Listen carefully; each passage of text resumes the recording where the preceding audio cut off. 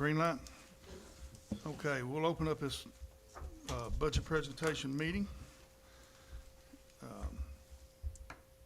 With, I think we only have, today, we only have two on the roster. So we'll start, you have 15 minutes to present your budget. So I'll keep a timer here. But that being said, Austin Cisco, is that who? Yes, sir. Okay, Hands-On Science Center, you may begin. I'm going to start by passing some of these out real quick. Actually, save me one. He didn't hear you. Save me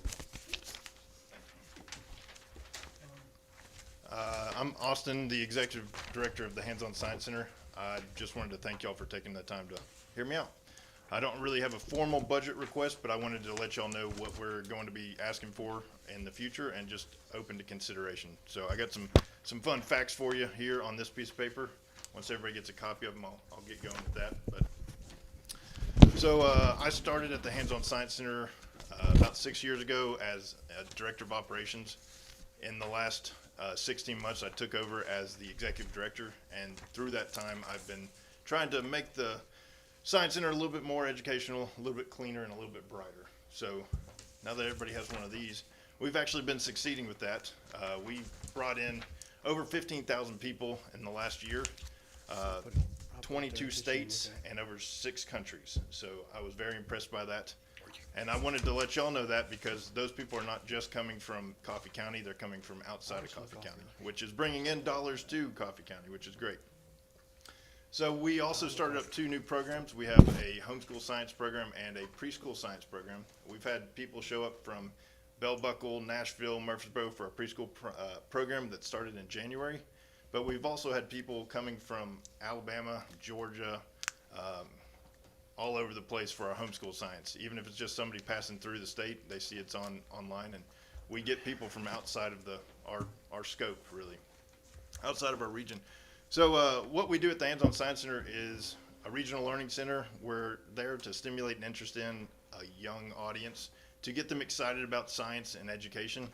And one of the ways we do that is through our programming. So whether it's our preschool program with our 2, 3, 4, and 5-year-olds, or it's our summer programs with our 6 to 13-year-olds, and we're also starting to reach out to 6th, 7th, and 8th graders to get them more interested in science. I do have a question for y'all. Did any of y'all make cheese when you were 6 years old? Have you ever made cheese before in your life? Well, Great Lakes Cheese, we like to partner with some of the businesses in our area, and Great Lakes Cheese comes out to our summer camps and allows the kids to make their own cheese. So it excites that little knowledge of, hey, you can actually do this here at home, or you can do it at the Science Center.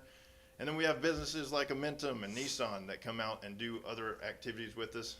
Even TUA and Telehoma brings out a robotic dog, and a 6-year-old or a 13-year-old gets to play around with a robotic dog that runs around in circles or claps for you. So we're trying to just excite those kids and get them excited about science so that they can grow up to be engineers and other people in our community that are going to make us thrive. So I'm not asking for anything specific today. I just want to consider or have the consideration of funding in the future to partner with us to make our ability grow to serve the kids. Right now, we're actually reaching capacity with our homeschool program. So in the month of January, we had 95 students show up, which means around 150 people in the door with parents. Our capacity is around 175. In January, we had another 95. In March, we had 75. And this last month in April 15th, we actually had 125 students in the building and about 200 people total in the building over the course of 4 hours. So we're kind of needing to expand our growth, and we have some community partners who are willing to step up and help us, but we would ask the community as well to step up and help us as well. We are also part of an association, which is the Science Association of Science Technology Centers.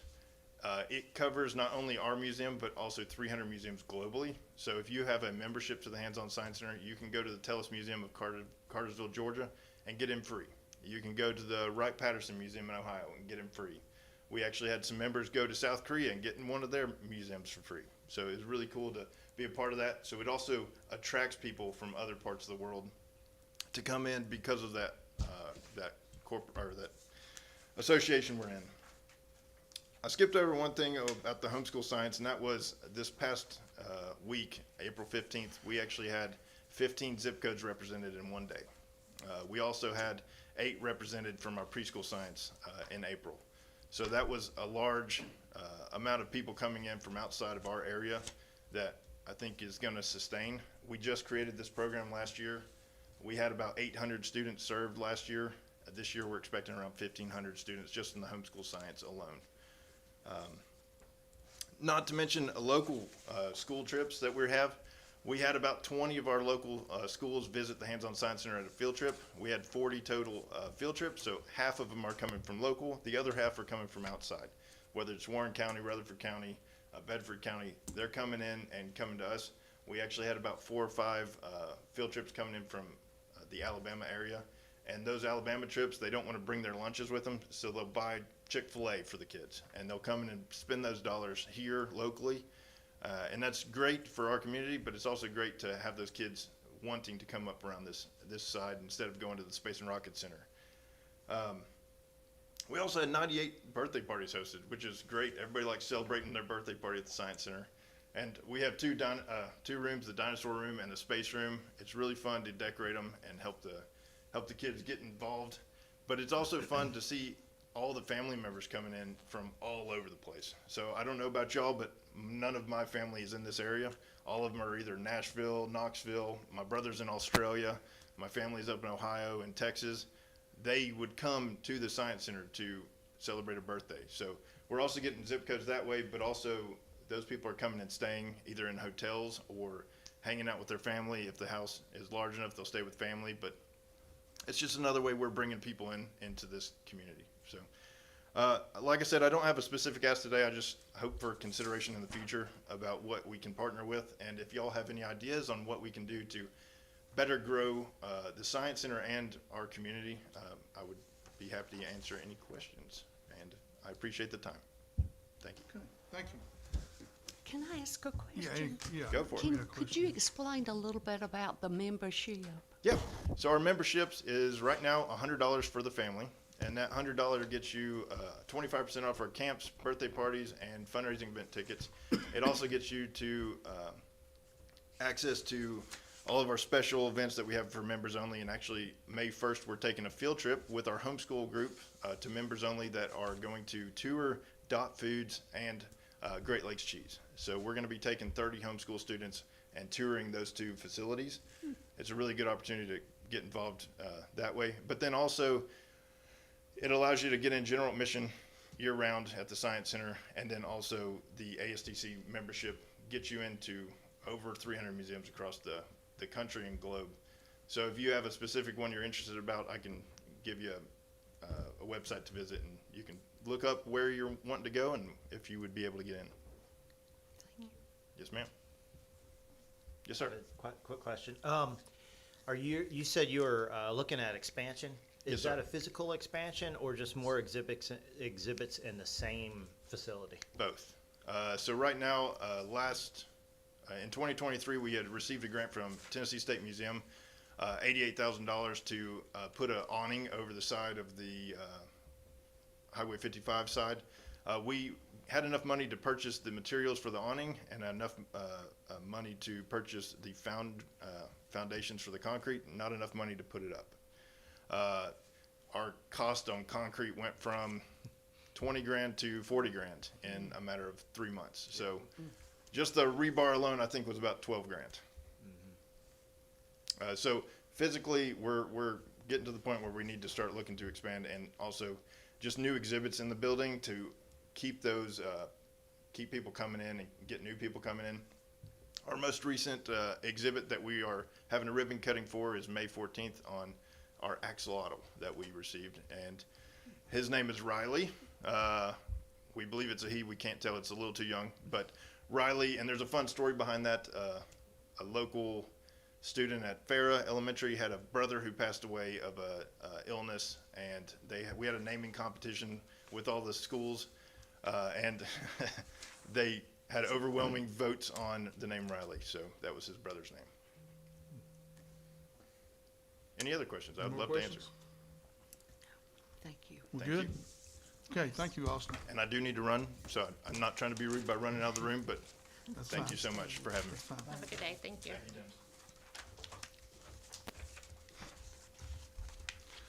Okay.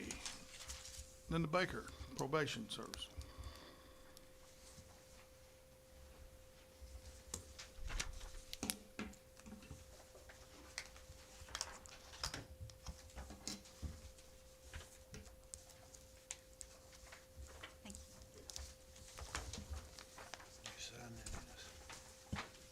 Thank you. I love the tabs. Thank you. So thank you for allowing me to present. I put a little packet together. I know some of you might like it, some of you might find it cumbersome. But it's 4 little tabs and it'll help go through the budget. So the first tab, which is the pink tab, that's the budget sheet. And if you look on there, I'll be real honest with you, I have a hard time putting in a pay raise for myself, but I know if I don't, that might not happen. So I put that in there. You can see the amount of money that I make now and what I'm requesting, which is less than $1,000. On probation officers, you can see what we have now budgeted and what I am asking for. That is for 6 probation officers. You can see our secretary, what she's making now, and what I'm asking for. So that's a total of 8 staff in our office. That is line items 105, 111, and 161. If you go down to line item 185, that's the educational incentive by the county for CTAS and the COCTP program. I have 4 of our 8 staff that are already certified, and there's the possibility of 3 more being interested. So that is an amount of raise there. That's a $2,000 increase. If you look at the longevity pay, it is $1,450 now. It will go up to $1,825, and that's 3 employees out of the 8 that will be there for the longevity pay. We have 1 employee, which is myself, that has been there 17 years. I have Jared, who is my right-hand person. He's at 6 years. And then I have a 3rd employee that's at 5 years, and everybody else is underneath that.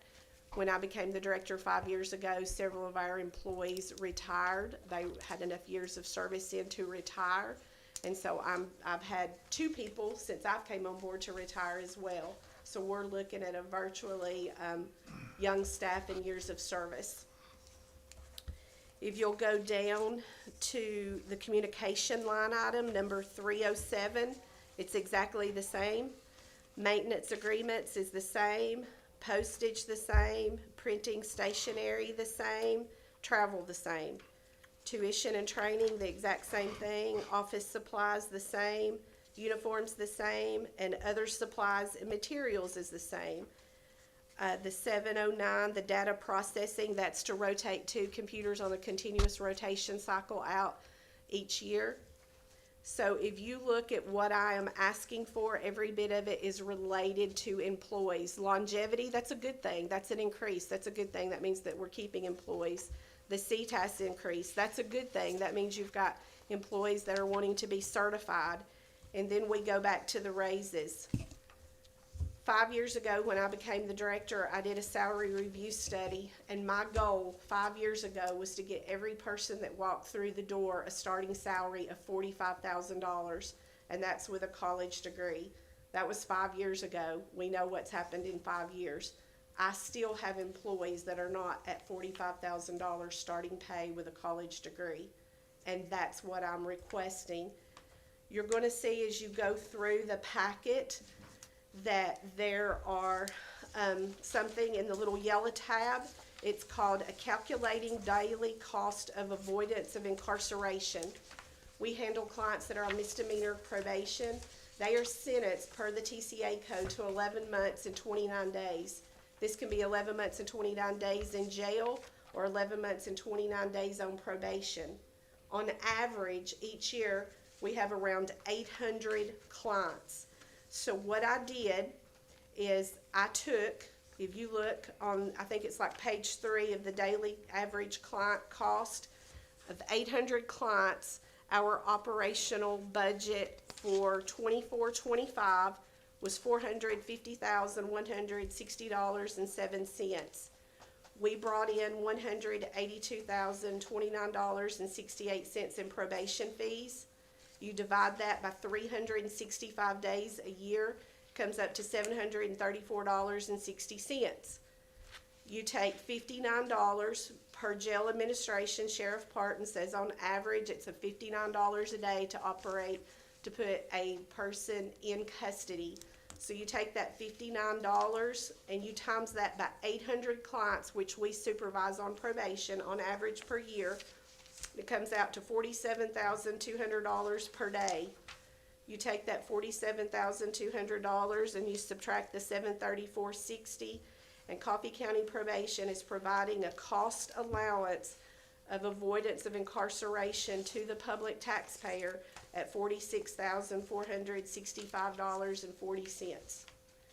So the amount that I gave you on that first spreadsheet was a very low amount. And so the reason that I came in low, I'm a taxpayer too, so I'm not going to come in here and gouge other taxpayers.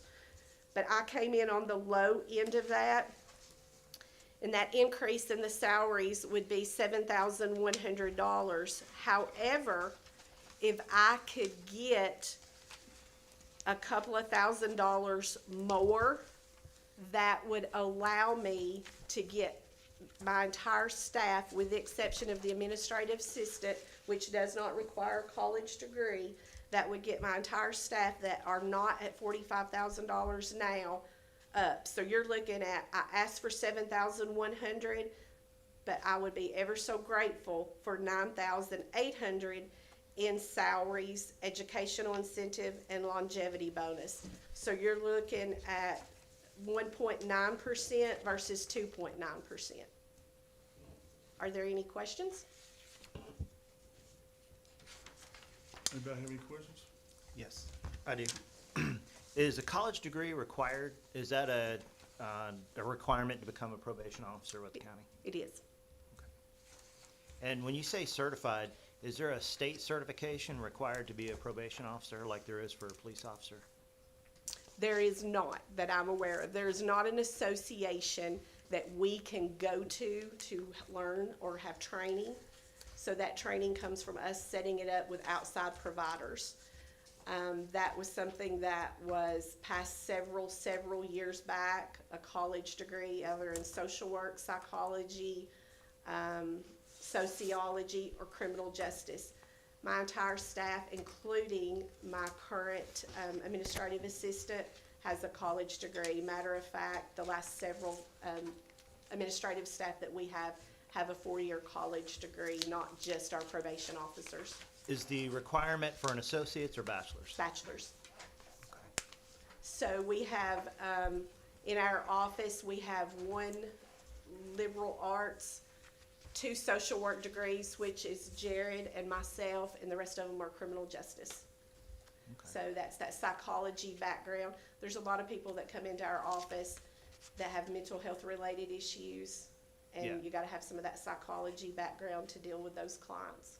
On that certification, is that certification a nationally recognized or accredited? Are you talking about the CTAS?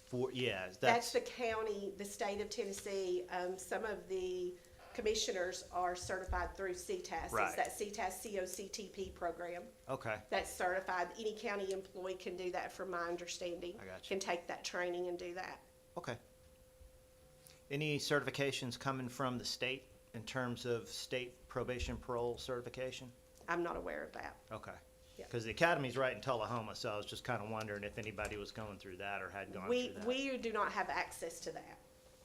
Yeah, that's a state agency, so we do not have access to that. Our training budget, if you look at it with 8 employees, it's a little right around $200 per employee. that I have to spend each year, so I'm very excited when I can get free training Probably costs about $6-7 to go through that. to go through a lot of training. Yeah. We were wanting to go to the drug conference in April, to be able to go to that. It's an RX drug conference. It's really, really good. By the time you pay the motel room and training, you're looking quite a bit of money, and I don't have that. Thank you. Yep. Linda, what multiplier did you use to figure your modest raises? What What- percentage? It was 1.9. 1.9%. 1.9% on the Thank you. low end. On Did- the high end, if you give me a higher, it's 2.9.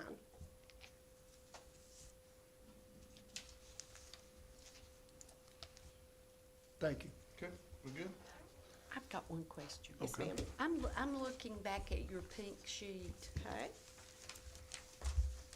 and The it's spreadsheet, that little, yes. yes, ma'am. And it's got your 2025 audit actual probation service, 451.60. And then 26, of course, went up, but in 27, you're at 413,792. So Miss Mariana will figure the social security, the state retirement, the employee, and that's not included in there. Miss okay. Mariana. That was my question. Yes, ma'am. then. Why All those is boring that? clients. I have to keep reminding myself of that too. I did this math like 5 times. I was like, where'd It's that why- come from? And Yeah, then I I was remind going, myself. now, wait a minute, we're talking increase, but I am not seeing that. I did the same thing today before I went over my budget. I was like, oh no, I've added this 5 times where, and then I have to remind myself. Miss Mariana figures There's that. one more step missing. Thank you, Miss Linda. Any other questions? Thank you. All right, All righty. thank you. Thank you. May I be excused? You sure can. All righty. Thank you. Val, Yes, ma'am. that budget with all the payroll benefits, and, which is on page 24. Page 24. of your journal. Okay, all right. I should have said that. All right, that concludes the budget presentation at this time. Do y'all wanna just continue on with the meeting, That's or how you we want have to? it. We have it set that way. Okay, we'll Yes, continue let on me with the sign. meeting then. Let me- So let me we'll open the meeting up, regular meeting, and, roll call, we got Pass 2 this. absent, no, 3 absent. Chairman Morris will be here shortly, but, Terry's absent, yeah. And Actually, 3. and 3 Roger. missing. Roger. Roger Chambers and, Two more. Was Jeff on here now? no, Terry Hirschman, Hirschman. Roger Chambers, and Tim Morris. and Tim Morris. It's not here right now. Okay. I have a motion to, I need a motion to approve the agenda. I'll make a motion to approve the agenda. Second, Second. okay. Any discussion? Any changes? If not, all in favor saying aye. Aye. Any opposed? Motion carries. Public comments, did anybody sign up for public comments? It's just y'all, so y'all gonna be commenting anyways. Okay, all right, we'll skip public comments. Minutes, review and approve of the minutes. I need a motion to approve. I'll approve both sets. Okay, both sets. We have 2 sets this time, it's true. Second, I'll second. Which one's all in do favor we by have? saying aye. Aye. Any opposed? Motion carries. Where's the Budget other- amendment, Where's the other? Is that this one? It's got Okay. Terry. Okay. budget amendments. School budget amendments. So, I don't have budget amendments, I came to present my budget. oh, you here to You're present your not budget? on the, you're not Yeah, on the did I schedule. couldn't I meant to ask you, did you have budget amendments? I don't have I any. didn't think you did, okay. Well, we can still, Well, it's under presentation. since we're under- running it's under ahead, we new can business. just have to, yeah, we can do that. If you're here No, to I'm present, fine, I can wait, I just. No, if you want to- I don't have We're budget almost amendments there. tonight. Yeah. nah, since we're at this point, you can, if you wanna present it, that's fine. Okay?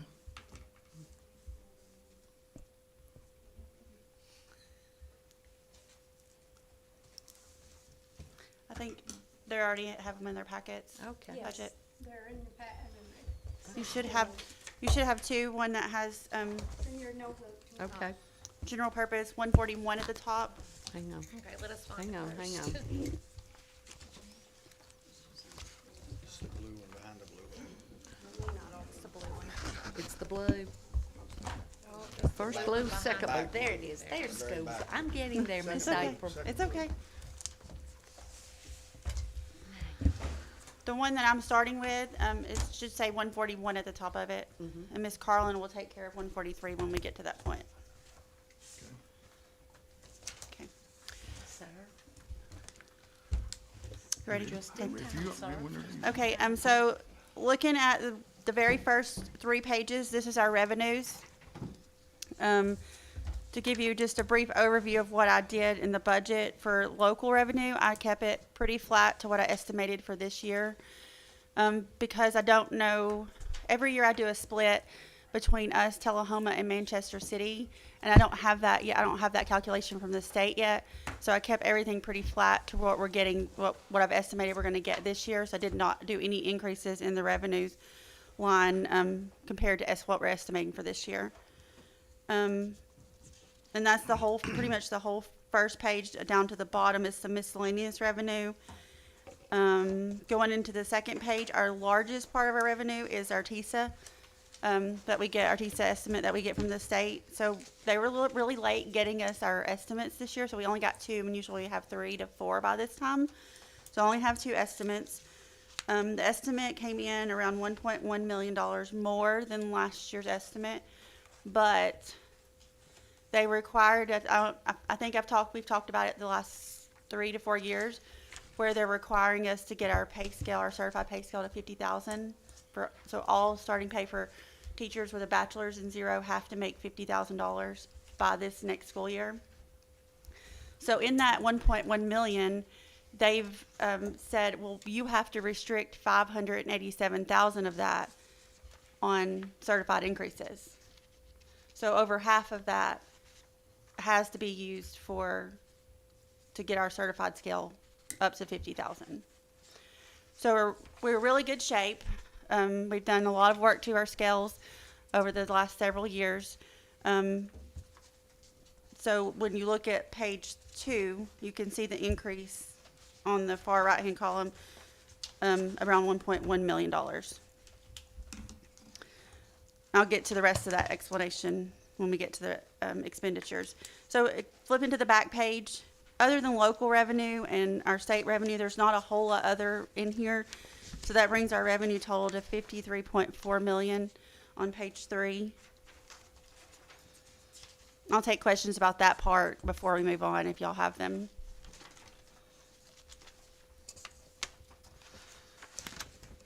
Any questions?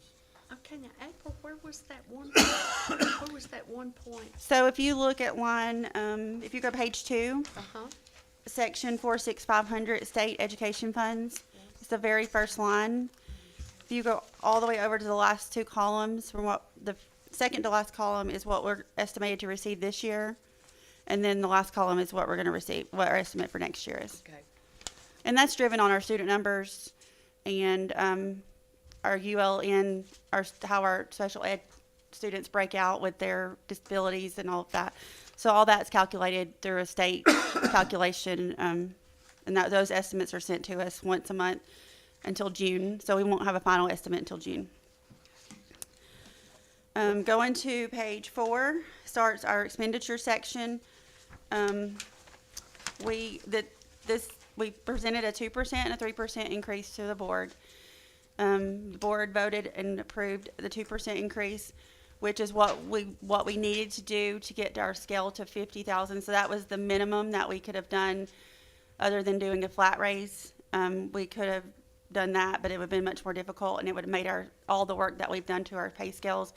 It would have created some gaps and some inconsistencies. So the board voted to do the 2% increase, which will bring our certified pay scale, our starting teacher with a bachelor's in 0 will make $50,116.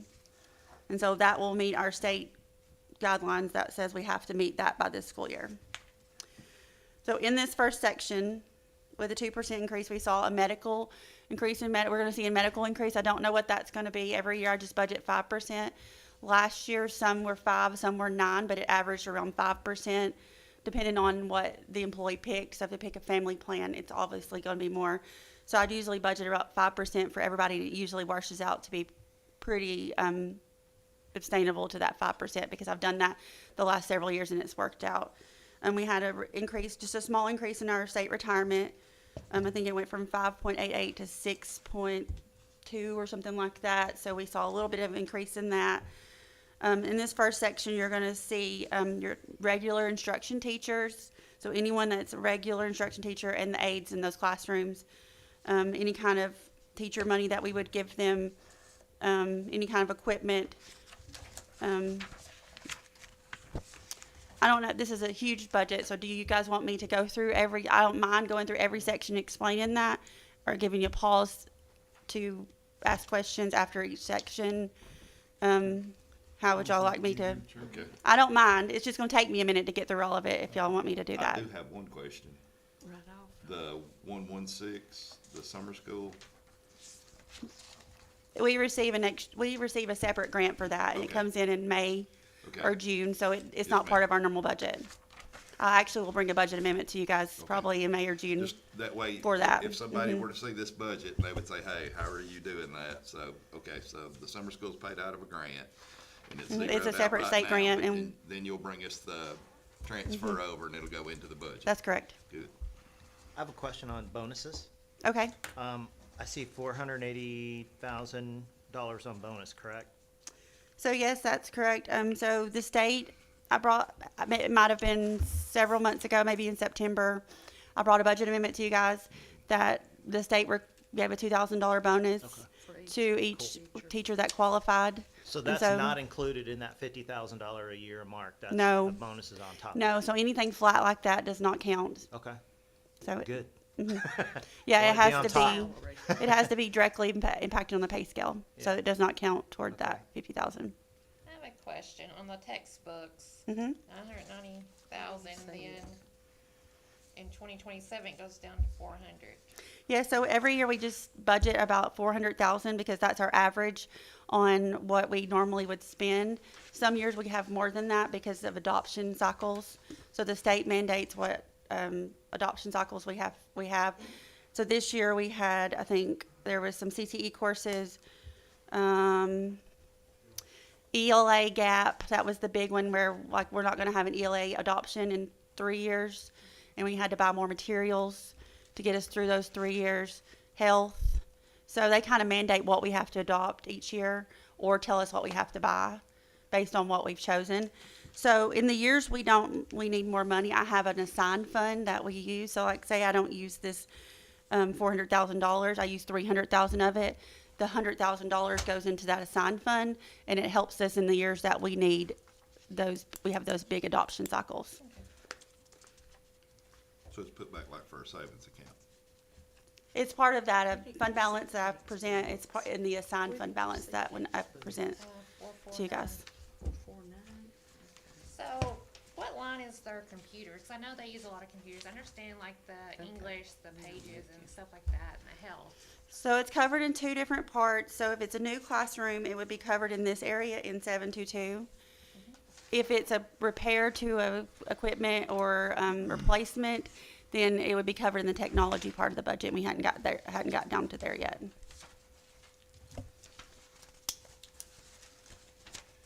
What about the after-school budget? You got him, So the after-school budget I think it was last meeting, I brought a budget amendment to you guys, and I restricted some money to use for after-school program. So that will come in. It's kind of like the little savings account that we've built for textbooks and some other things. And I'll bring a budget amendment to bring that funding in at the start of next school year.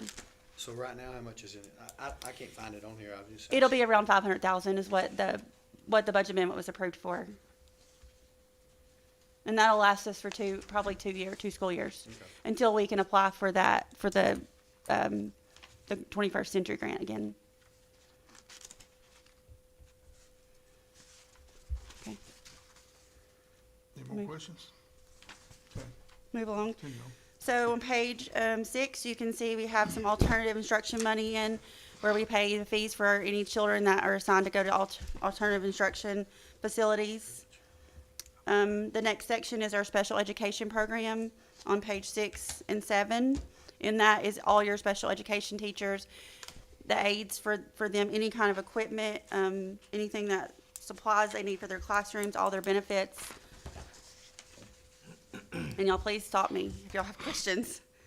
71300 at the bottom of page 7. That is all of our career technical program teachers and their benefits, and then equipment equipment and supplies for the classroom. And that goes all the way to page 9. 71400, we pay out our extra labor for, like if our bus driver's going on a field trip, we pay out the extra labor for that. If the custodian cleans after a ball game and they get extra pay, we pay out of this, and then the schools or the sport will reimburse us, and that we see that come back in on the revenue section in the beginning. It also pays for our elementary basketball program, so the coaches' stipends, and then any uniform cost or basketball equipment that's needed for the elementary basketball program. 72110 at the bottom of page 9. That is our attendance department, so that department handles our student attendance. It's a director and one secretary, and then their benefits and a little bit for equipment or supplies. Health services, page 10, that covers our nurses and their benefits, and then any kind of supplies, travel. We have a nurse that travels back and forth, a couple of them actually, with a student, and then their materials and stuff, things they need for their clinics.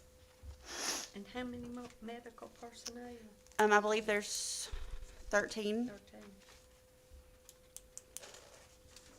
And they're well worth it, Oh, yeah. at least to Yeah. us. Yeah. I have to look at my sheet to see. Page 12. This area covers our guidance counselors, and then our a couple secretaries at the high school. At the middle school, and then their benefits. That was at the high school, because there's a couple of clerical people that work in the guidance office at the high school to help, and so this is the guidance part, and that's the secretary line is for those two people that help out with that job.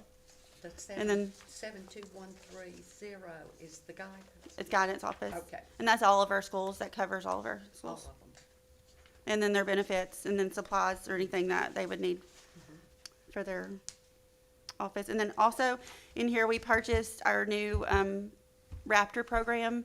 It's our security program for our school for visitors coming in. So this is a new addition to our budget this year. In this section, we just purchased that maybe the middle of the school year, a little bit earlier in this. So we just purchased that. So that's a new item in this area of the budget. What's that called? Raptor. It's a system that all of our visitors get ran through.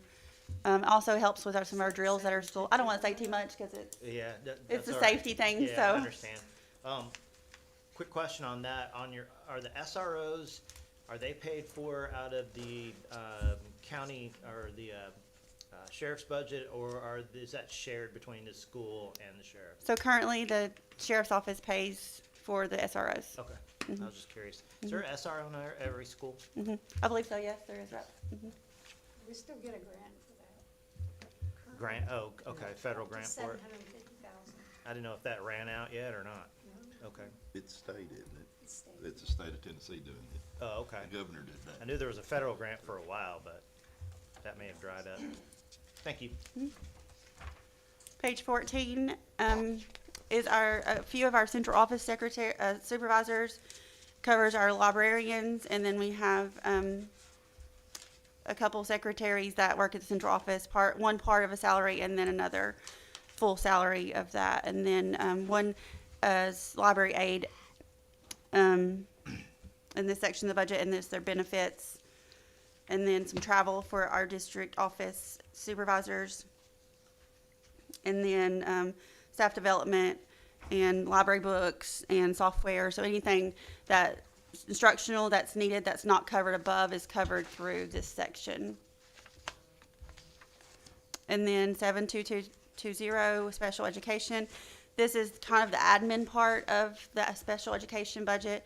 This covers one director and then as part of his secretary, and then our psychologists that we have on staff that travel to the schools. And then it covers their benefits and travel.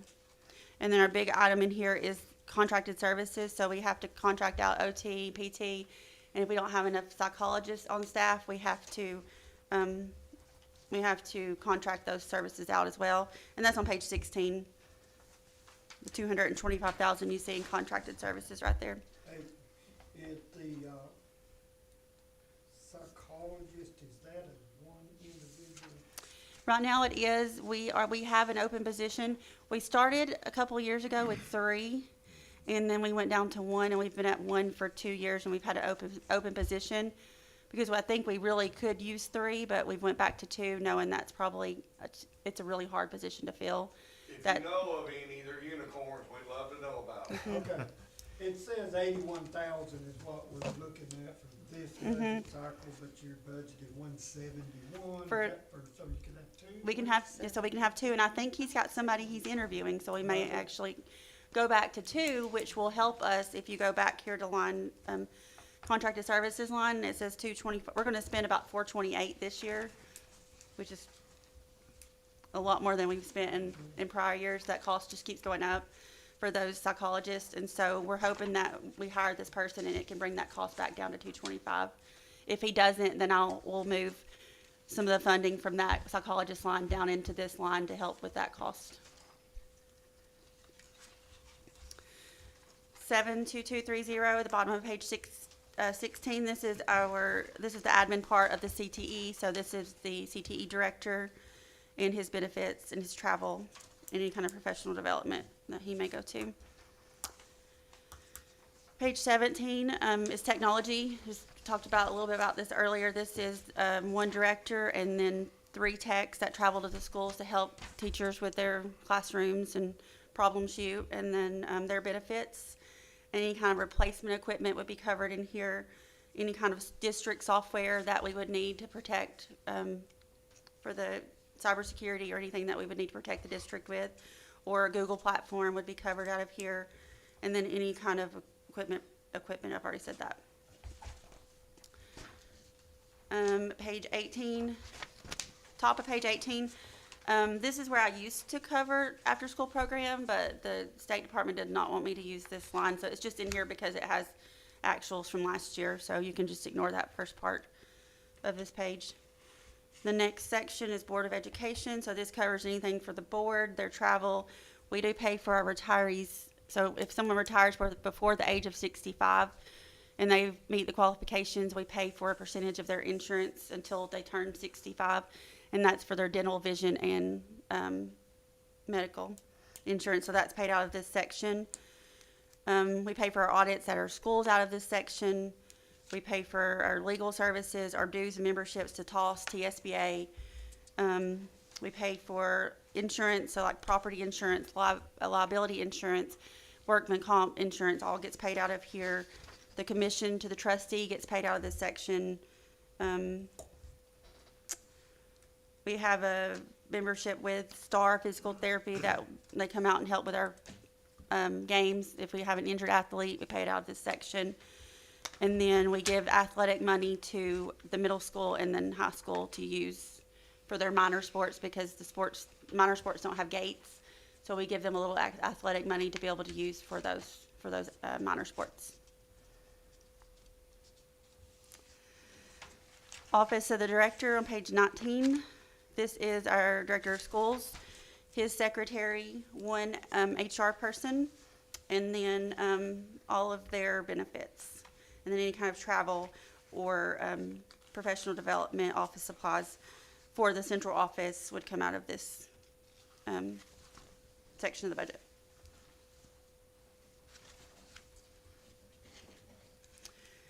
Page 20 is our principals, assistant principals, elementary bookkeepers,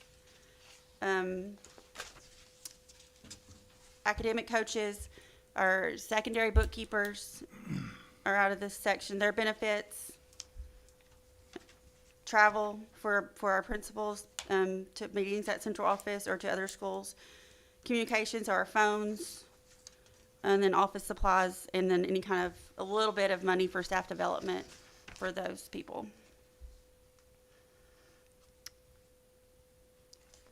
Page 21 is fiscal services. This is my area of the budget. This is myself, and then I have five bookkeepers, and then our benefits, a little bit for professional development, and then a little bit for replacement of equipment or professional development and supplies. Our contracted services in there, that's what we pay for our financial software that we currently have, and we have a couple of different softwares we pay for out of that line right now. Page 22, operation of the plant. This is all of our custodians, and then their benefits. We pay for the electricity, gas, and water out of this section, and then their supplies like toilet paper, any kind of paper goods that the schools would need, it gets paid for out of this area. Page 23, maintenance of the plant. This is all of our maintenance personnel and one director. Pays for their benefits, and then any kind of supplies they need, maintenance parts for the buildings, anything repairs, some pest controls paid out of there, and then we put some money in for equipment in the need of that they have a truck or something that comes up that they need to purchase. Could you repeat that, April, about the supervisor and how many maintenance people? Is it 9? I think it's 9. Hang on, I can look. But 9 or 10, that's Give me all just a, I can look, I think I have it right here. One supervisor and then 9 or 10. Maintenance, it's 9, so it's one maintenance supervisor, and I'm counting the one And that's been 9, out. okay. So it's 9. Thank you.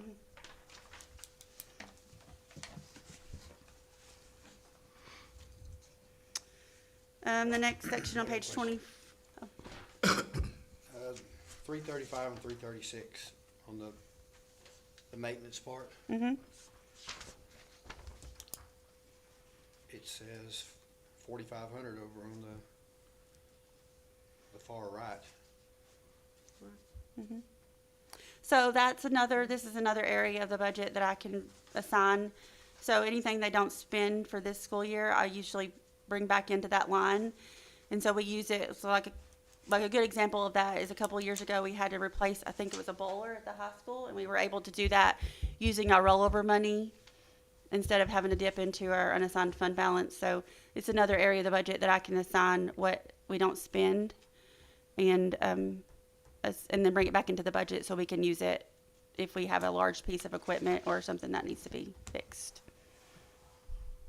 So that 4,500 is what I currently budget every year. And then anything that gets rolled over gets brought back in to that line. Or if we need it somewhere else, we can put it anywhere in this budget because it's assigned for maintenance. So I can bring it back in and put it there. He's looking at the $80,000 difference between those two. That's that boiler. Yeah. Is that a one-time? It's a one-time thing, and I don't think it was a bowler this year we had. Do you remember what it was? Do you remember? We had the hot water heaters is what it was. This year was Which hot. is called basically boilers, as large as they are, they're known as boilers. Does that answer your question?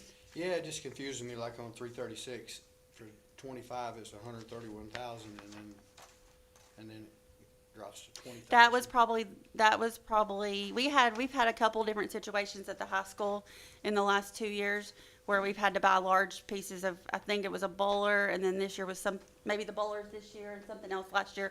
But it was something big that we had to replace, 2 big pieces of equipment. So it just depended on what line if it was equipment or repair, where I put it at. But I don't usually budget that amount. I usually bring that money back in And then we'll move it if we need it in one line, or I need to split it between the two lines, or if I need to put it down in equipment, so they have a truck that goes down and they need a truck, I'll put it down in that line. So I spread it out depending on how they need it. And that can move around all year long based on the need. Okay. Page 24 starts our transportation department is one director, and then the bus drivers, mechanics, bus drivers, special service bus driver, or special service bus drivers, and then their benefits. Going to page 25, pays for their fuel, their gas for the trucks. It pays for tires and tire replacements, and then vehicle parts replacement, and then any kind of other software they have on the buses, and then any kind of other things charges they may need, like we have to replace gravel out of someone's driveway or replace a mailbox that we've hit. So anything would be in those other categories would be charged there. There's a couple lines that are a little bit reduced from last year, and that's because they have an assigned fund as well. And I should have mentioned this back in technology, and I didn't. They both, technology and transportation, has an assigned fund that is growing, and so we reduced their budgets to be able to use some of that assigned fund and not keep letting that assigned fund grow. So we're going to use some of his assigned fund to make up for the diesel and the parts. Well, that's what I was looking at, the diesel, gasoline a little bit, tires and tubes, vehicle parts, and supplies. And then back in technology, I also did that as well because his was growing. And so we're going to reuse some of that funding to pay for some technology items as well. Instead of keep growing that fund, we're going to use some of that funding. And that happens down there by me because of my mechanics who are very strict about how they buy things, and he's saving us a ton of money. And the good thing is it gets put back, it doesn't go into the general fund, so you can see what my guys are saving. That and The you county. bus drivers, Yes. And keep we're to keep short a of full bu- fleet of yeah, bus we're- drivers is we're really short hard, of- but we always we're short budget a of full people. fleet, and so If you can we find one don't of them, I'll use take one of them too. we don't always use the bus driver line because we can't fully staff it How many 100%. bus drivers? I would like to have 6 more. Whatever the number is you need. When I did this budget, I had 53 regular bus drivers and then 10, So it's coming up. 10, it was 10 drivers for your special ed buses. 53 plus the 10 So specials. 63 total. 63 total, thank you. And then this area also covers, one admin in the office, and then it covers training, extra pay for a trainer that trains our bus drivers. The next, by the bottom of page 25 is our food service. The only reason this is on here is because back when we gave the $2,000 increase, our board voted to do the $2,000 for everyone that didn't get it. And so we paid for food service out of the general fund to help her budget out because her budget's so small. That's why you don't see, she's going to present the food service budget to you in just a few minutes. And then page 26, 73300 community services. This is where we pay for our FRC coordinator out of. Also our traffic people that run the schools. We pay extra labor at Raider Academy, and then a middle school out of here. And then we pay for the high school, the city cop at the high school to run the traffic there. And then anytime Manchester City uses our buses, they pay the extra labor. We pay the extra labor out of here because it's community service. And then the benefits for those people.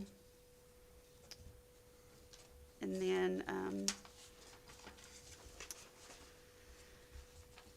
and a little bit of supplies, not a whole lot for the FRC coordinator. And then the bottom of page 27 and 28 is our, One question. okay. Is that, coordinator a new position? No, ma'am, that's No. been in place since I've been here, but prior to that, I think it's been in place for quite a while. Okay. And she goes out and provides supplies to the kids who need, like kids in need, who need clothes or shoes, or She does home visits to help out with those things, so that's her, pretty much her. It's a great program. It is. And she's fantastic. And then, page 20, bottom of 27 and 28 is our, early education. So this is our, pre-K department, and it's partially state funded. So if you look back on the first page in the state funds, when we did this budget, they were going to, 7 classrooms. They were gonna fund 7 classrooms. But now we got a notification, I just got it today, maybe yesterday, that they're only gonna fund 6. So the revenue number on the front page is gonna reduce to 6 classrooms, and then we're gonna reduce our expenditure, our classrooms to 6. So we'll have to cut a pre-K classroom at one of our elementary schools. And then, so we're partially pay for that, and the state partially pays for the remaining part of that. So that's those teachers. It was 7 teachers, now it's gonna be 6, and their aides and their benefits and supply money and any kind of other thing, professional development, travel. They don't have travel, but professional development or any kind of other things that they might need for their classrooms. That cut, April, would that be a casualty of the voucher program? No, I think it's due to income. I think that's what the notification said. It was due to income that we only qualified for 6 Okay. classrooms. And that number that's on that sheet has been the same number that's been on that sheet for over a decade. They have not Increased the money. that funding for our PPK program in over a decade. What is the head count in those classrooms? I'm not, 20 is the cap. Yeah, that's what I'm looking at too. and then page 28, our capital outlay. We usually budget around 600,000 in this area for new furniture and for our capital improvements. Those numbers can fluctuate back and forth. Like if we don't need as much furniture this year, we can put more money in capital. We'll definitely use it, or vice versa. And then principal and debt, I left this out of there, Mariana, because that's what y'all picked up last year. Yeah, we agreed to pay that out of, start giving us back the contribution. And so that takes us to the very back page, page 29. If you look at my 2026 estimated, it looks like we're gonna hit fund balance for 2.7 for this year. But if you look down at the bottom of the page where I have all the budget amendments that we've done throughout the school year, a big majority of those is the 2.7 above. So like the extra pay we gave to our employees to match the $2,000 that the state gave was $818,000. The $750,000 in security improvements at the high school, the doors and the hallways we're putting in, that was part of the 2.7 above. The $500,000 that we're restricting for the after-school program is part of that $2.7 million. So really, if you look at the the line that says projected additional decrease, really we're going to hit for $528,000 if we wouldn't have had all of these, well, close to that, if we wouldn't have had all of these other things that happened. We budgeted to hit for 1 million, but I still have 4 months of revenue to book and then 3 months of expenditure, so anything could happen with that 528,000. And then that will bring our fund balance at the end of this school year down to 12.2. And then if you look up top, I'm saying the 2% is going to cost us around 877. This is worst case scenario. We also, going back to the very first section, we have some extra teachers in there for kindergarten because we don't know what those numbers will do. We always put them in there. We rarely hire maybe one, if any. We usually numbers come in pretty close to what we think we're going to get, but we put them in there in the case we would need them.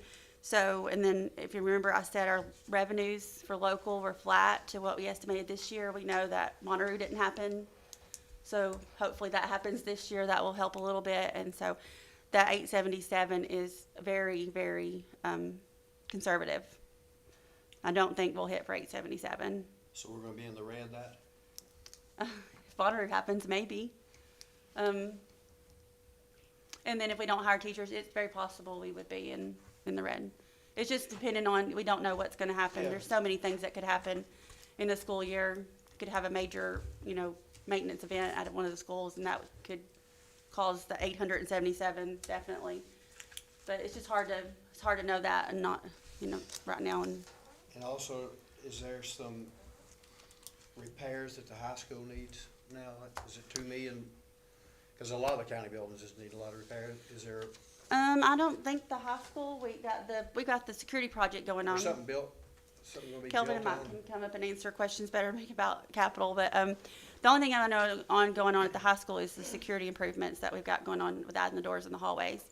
And then we've got, of course, East Coffee and Hickerson, that might need Yeah. some things depending on what happens with that. But other than that, I don't know of any Nothing at the high school, major, We're still doing a little bit with bleachers that we're having. I don't know of anything major. No, Okay. I don't think so. Big thing is the security walls and doors that's gonna be added I in mean, the summertime. He's always doing all kinds of projects. He's in my office every day wanting to know if he's got money. So, we're always doing some improvements. And we've got a bunch of summer projects coming up over all the schools, I think.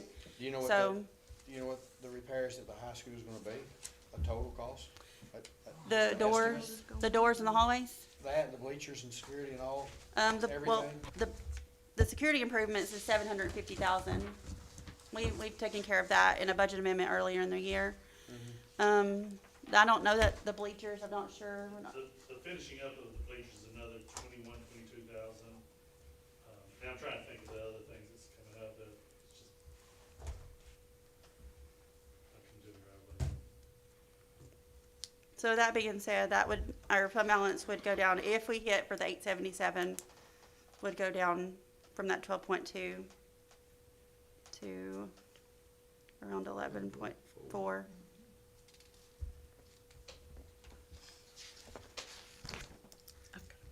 Okay. In each of these areas, there is life insurance, vision insurance, medical, dental, vision, and that.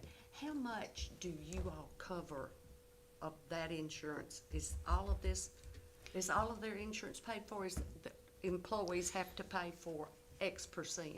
Okay, so if That's you're my a single employee, there's two different scenarios. If you're a single employee, you only cover yourself, or you're maybe married and you only cover yourself. The board pays 100% of your medical insurance, Okay, and then 67% of your dental and vision.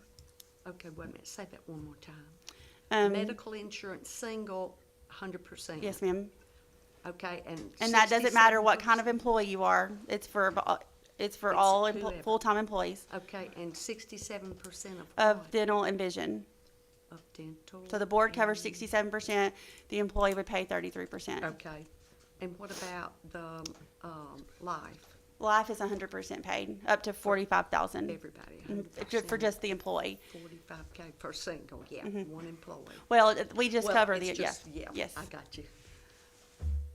And then if you're married or have children, the board will pay 67% of your medical, dental, and vision. Everything, 67%. And then we have a little, where we have two employees. Like say you will have husband and wife both work for us. Right. They will choose to do, if they don't have a family, they will both get their insurance for free because they'll choose the single plan. Or if they have a family, we pay 89% of that. Okay. And then 89% of their dental vision, just because they both work with us. I got a question.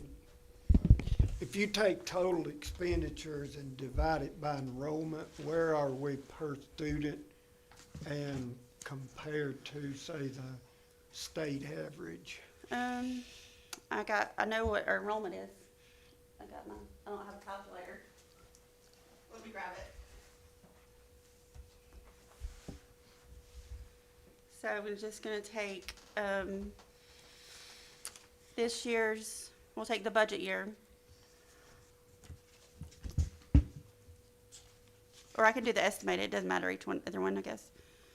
I'll just do the estimated year. 56,490. Okay. We have around 4,100 students, I believe, 41,115, I think is what I saw the last time. So it's about $13,700 per student, and that's for everything in this budget. And how does that compare? I think we're well ahead. We're well I below believe, the state I think average? we do that calculation, the PPE calculation, I do that every year. I think the state averages between 8 and 10, I believe, 8,000 to 10,000. I'd have to go look and see what that was. We do that I do that calculation every year for the state, and then they send it out on how we rank with other districts. But I don't know off the top of my head where that. I know we're doing pretty good for students, so compared to some other Did you districts. say 4,115 students? I believe that's what the Okay, last say thing that. I saw. That And- changes And then the every day. cost to educate them is 13,700. And that, yeah, that's based on this, roughly. that's based on this school year right now, Gotcha. based on our enrollment right now. And remember, under the TISA formula, students' needs, they qualify for different, those are dollars that come with it. We've lost some dollars. There were certain courses that were part of a CTE strain that we received dollars last year for that we will not receive dollars for Again. this year. And I understand, there's another CTE, the CTE classes are tiered. Tier 1 gets an amount, Tier 2 gets more, Tier 3, and they've taken one, they being the state, has taken one of those tiers and converted it from a 3 to a 1, which means less dollars moving forward as well. Also, we have the hold harmless in there. That may change some things next year in our TISA calculation, where we don't lose any funding because of, is it economically disadvantaged? Disadvantage, and we can't. And so if we don't qualify for that, we may lose some funding next year. So next year, I think next year TISA is gonna look different a little bit because we're not required to get to 50 anymore. We're gonna get there. We've not heard anything other than we gotta get to 50, we gotta get to 50, we're gonna give you money to get to 50. And we've heard nothing after that. So next year, I'm uncertain about what we will see as far as, And my gut tells The me, state. I'm experienced enough to remember when we didn't get raises for long periods of time. I'm not so sure that we're not heading back towards that climate again. Just for the things that April just spoke about. so next year's gonna maybe a different Yeah. budget for us than we've seen. Quick Google search says that Tennessee averages about $12,200, so, and Tennessee is way down the list on per student. National average is 16,500 per student per year. Right, So Coffee County's doing pretty good. I would think. 13,727. Thanks for that information. I'd like to go back and look at it on my, on the calculation I get from the state every year, so.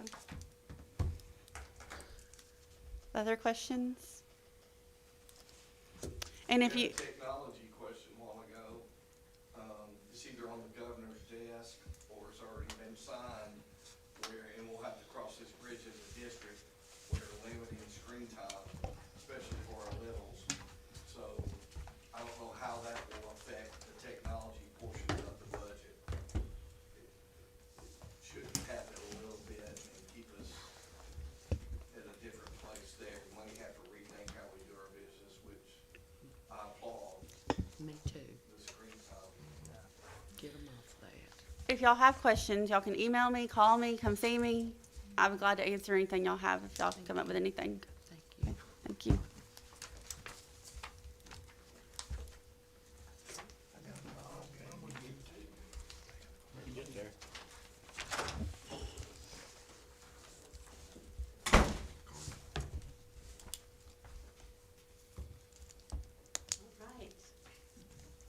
I have the food service section, which luckily is 2 pages.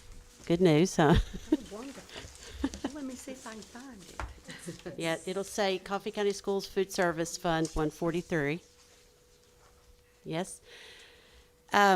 This past year, we started 2 new programs. The first one being the CEP program. And the CEP program was a program that allows you to feed all students free breakfast and free lunch.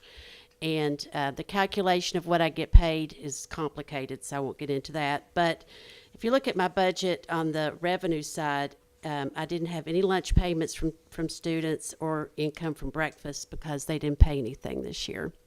So all my money came back to me in federal funds. So if you go down to federal revenue at the bottom, it increased significantly because I get a certain percentage per student that eat. And doing that allowed me to have greater participation. So more students ate, and it allowed my funding to go up. So when you look at what I did this year, we did really a lot better. I'm sort of was conservative for next year because I know last year when I was here, I had taken a hit because we had a lot of snow days, and that really affects my budget. And this year we've only had like 2 and then a sick day for sickness. So it was a good year for me, a real good year. So, so you can see that my revenues did increase. As far as expenditures go, my expenditures were somewhat the same other than the food supplies. And if you feed more kids, you have more expenses for food.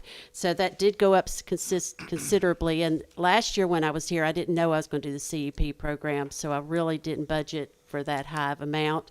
So I will be coming back for a budget amendment on that. But still, my revenues covered it. And if you look at the bottom, you'll see under estimated, I did manage this year to come out 146, I can't see it, $145,093. And that will add to my fund balance and make it $1,966,446. So I had a good year. Next year I was budgeting to lose, but I was very conservative because, like I said, a lot of factors go into our meals, and those are what the government decides to give us back in reimbursement money as far as the amount per meal. And if we miss any school, it really gets me. So hopefully we'll have another good year where we won't. But I was very conservative in everything. So I think, again, next year, as long as everything goes as planned. Plus, my other program I did was the summer feeding program. I fed summer school last year. We fed summer school, but we also last year did a program called non-congregate feeding. And so once a week for the entire summer, we went out for 2 hours and gave out meals that were 7 breakfast and 7 lunch to anybody, not just our students, that were 18 years or younger, and it was very successful. I think sometimes we had as many as 750 student meals come through. So that was huge success. We are doing it again this year. This year we're doing it on Thursday. Last year we did it on Fridays. But it was really hard, and our staff worked really hard, so we decided we need that Friday off. So we're going to do it on Thursdays. But that also provided me with some additional funds this year. So we're going to do that again, and of course that's up to how many people show up. Last year we had a lot of success. A lot of people showed up, and I hope the same this year, but I can't predict how many. But we'd had 2 really good programs start this year, and we did well because of it. Are there any questions? That's great. Yep. All right, short and sweet. That's good.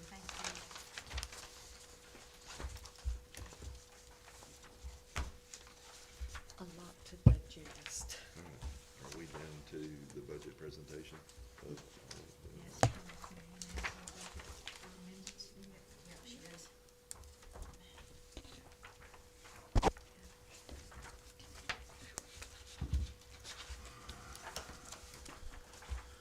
Okay, you did the schools, so now you're back up at budget amendments, I think. Yes.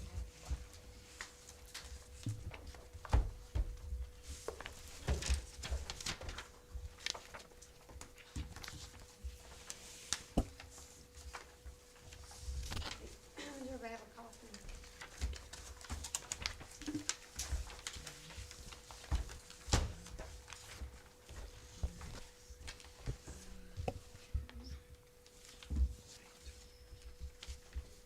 Okay, the first one is, number 19, it's for the ambulance fund. This is just basically a transfer between revenue and expenditures. We did get a grant for some keyless entry programs for the actual physical building, and that will be in process the next couple weeks, getting that installed. That was $30,000. And we did have a couple of accidents where we received insurance recovery money of $46,498. So I put that back in the maintenance and repair line, and then the $30,000 for the grant is in 719. So that still leaves the fund balance at $1,725,403 for the ambulance service budget. The insurance recovery, is that an accident on our, Yes. of that, but, okay, Yes. of the ambulance, okay. The next one is for capital projects. These are, the first one, the $6,422, was an invoice that came in on a prior year budget. So prior year budget and POs, you can't pay them out of that PO once purchase orders, I'm talking about once it's closed. So I had to add that back, the $6,422. And then the next one is the animal shelter project. These were change orders for engineering and some equipment purchases. And that project is about to be wrapped up. So that leaves our fund balance at $341,346 for capital projects. Next one is the drug control fund. That is just amending the budget. We have an increase in revenues there at the top, decreasing some of the line items that more than likely won't be used. And that is an increase to their unassigned fund balance of $263,467, which gives them a total of $477,439.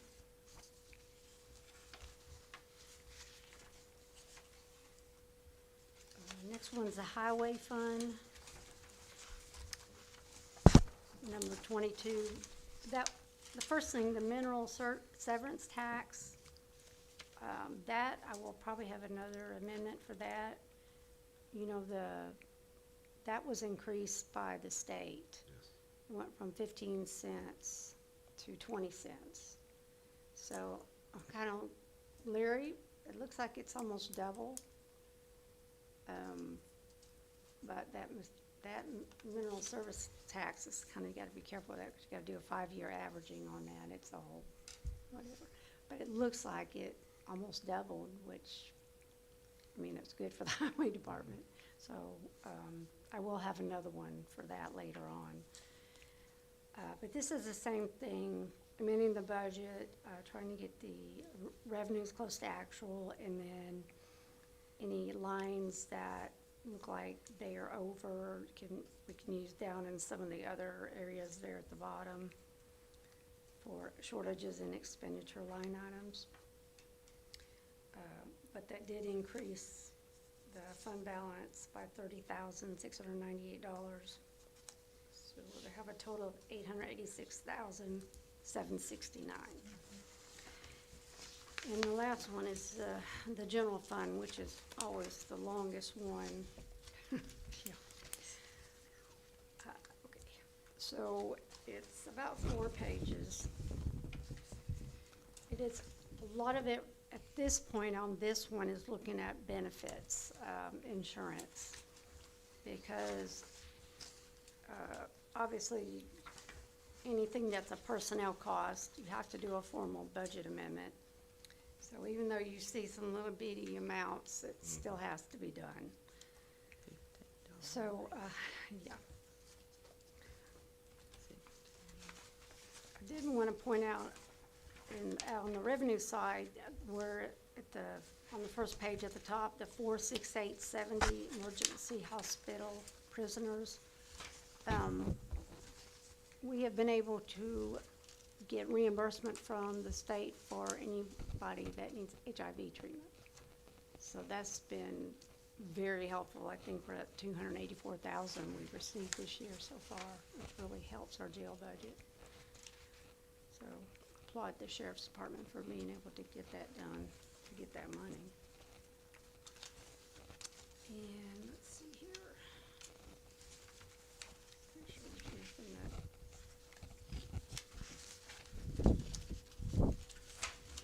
So if they're carried to the hospital for HIV they have treatment or stuff, special medication. the state of Tennessee Yeah, I pays just us use back. the same line Okay, item as I that's- do yes, ma'am. for if they're I'm just overnight. grateful that the state's paying us back, Yeah. and the sheriff went and got it.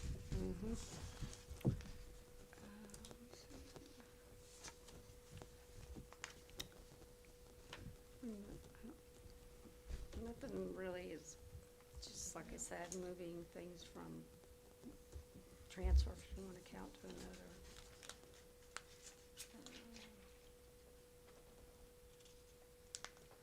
Of course, county buildings, that's always, things happen. That's a 334. Yes. No, yeah. Yes, part of that Okay. is the Manchester Library, you know, that extra expense we're having to pay for that.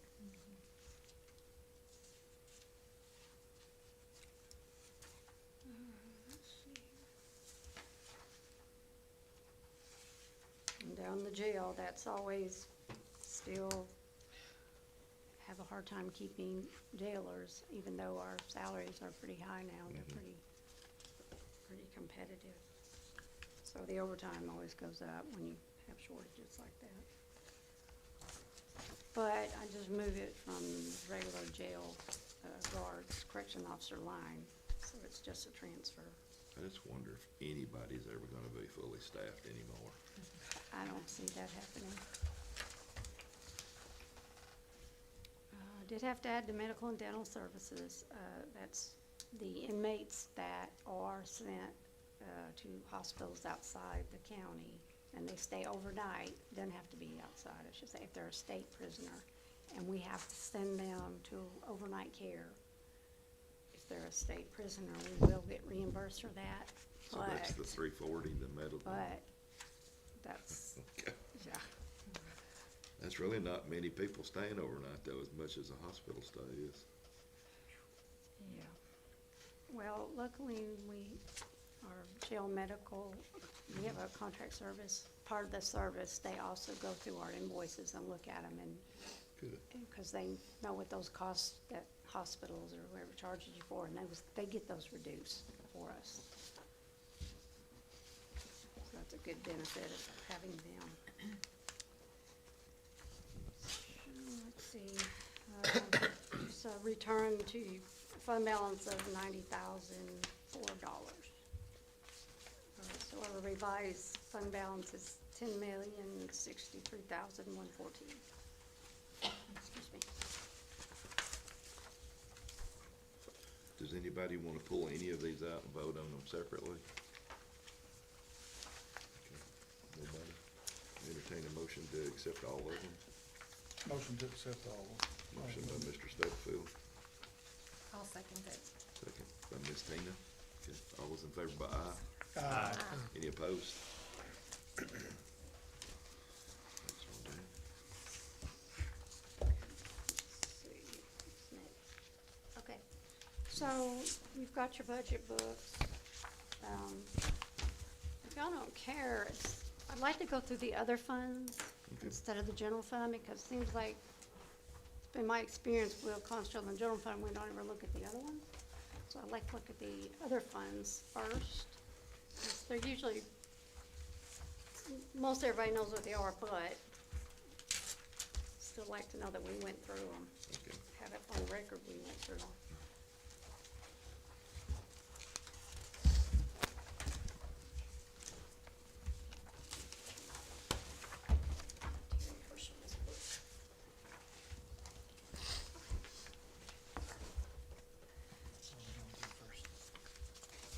Other funds.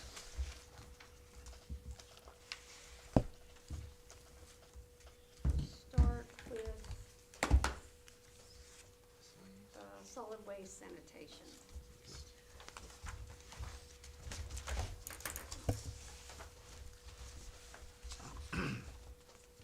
So, Melissa Burton, who's the administrative assistant at, Solid waste. Huh? Solid Solid waste. waste. Okay. Hang on, I'm a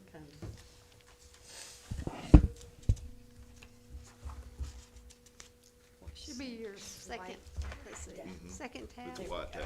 Now.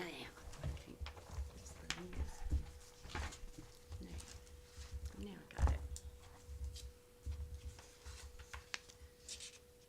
So Rennie Bell's the director for, I'm sure most, everybody knows Rennie. His administrative assistant, Melissa Burton, did come last meeting, I believe, and went over their budget. This has everything in it, estimated property taxes, the other, fees that they charge, you know, convenience center, waste collection charges. We get money back from the state for, tire disposal, excuse me. And then some miscellaneous, revenues, like it says there, recycled materials. And then we have our litter grant that we get reimbursed from the state for. So that's a total revenue, you can see of 2.2 million. And then the next page starts with their expenditures.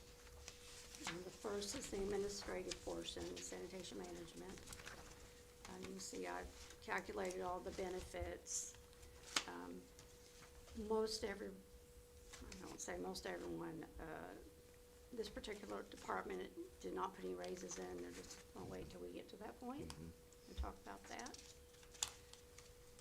So, you know, all this is pretty standard, you see in there, I'm sure Tim would be happy to answer your question. Tim, I'll what? try. I'll tell you one thing that I'd really love to see us raise is the revenue from recycled materials. Oh, we've been getting quite a bit. Mhm. That has come through rural, solid waste. Yeah, we pay, it's 14 cents, correct, for real solid waste? What do you mean 14 cents? It's what now? The rural people pay extra money to have real solid waste. Yes. Yes. Yes, it's on, you don't have page 10 yet. Yes, because yes, ma'am. That's gonna be a little while. We're good. Yeah. There's just always an argument out there that If you live in the rural areas, you pay you that. pay extra money for the convenience centers, yes, ma'am. Yes. So, let's see, we have 55731, waste pickup. That's, the truck drivers pick up the dumpsters out in the rural areas. And then you have your convenience centers. We have 10, full-time, and then we have our part-time. And then all the benefits affiliated with that major category. And then the last one is other waste collection. That category there, that's anything that's considered a county-wide service. We do a calculation a year, and the general fund makes up the difference between the revenue that comes in specifically for this operation, and we put that back in rural solid waste. Because this is only for anything in the rural area, so that's just the way it works. So the other Rennie waste can run collection, all that. it's like the tires and things like that, and it will be Yes. the oil, once the oil the center gets open, Yes. it will be part of, because everybody in the county can use it. It's county-wide. Yes. Yes. Okay. And really, the recycling center is countywide, open to people countywide, back here. Yes. Yes, this one, yeah. Yes, ma'am. It's busy too, That's good. on Wednesdays and Saturdays. Yeah, we waited to see what the county, what we think that we can do, and we'll go with whatever recommendation Yeah. we come up with here.